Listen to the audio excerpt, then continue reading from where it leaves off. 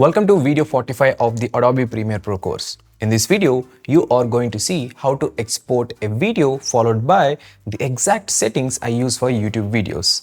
This includes both shorts and long form content in both 1080p and 4K. So follow along with me and don't skip any part of this video. Alright, after completing your edit, the next step is exporting. You can use the shortcut key Ctrl+M to open the export panel, or you can click on the File, Export, Media.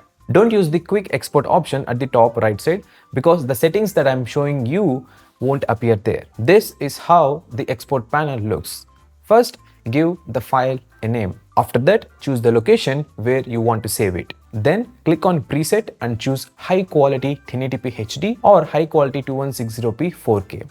Don't worry, even if you are exporting your video in 2:1 ratio or 9:16 ratio, you can change that later. Next, choose the format as H.264. After that, click the video drop down. Here, it will look like this. Simply check all the boxes so that it takes the sequence settings properly. You can also observe on the right side that the source and output will match exactly. Make sure both are the same. Next, enable maximum render depth and maximum render quality. After that, keep all the remaining options the same. In encoding settings, you can choose either hardware encoding or software encoding. I prefer software encoding.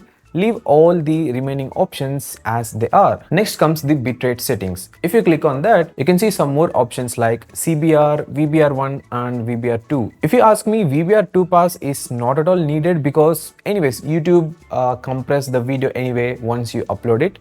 So keep all the remaining options as it is. Like I use the VBR1 pass for almost all the videos. Sometimes constant bitrates also helps. Next, these are some other settings. By default, I kept it as it is. You can check that if you want. Finally, click on export and that's it. This is how I export videos for YouTube long form and short form content.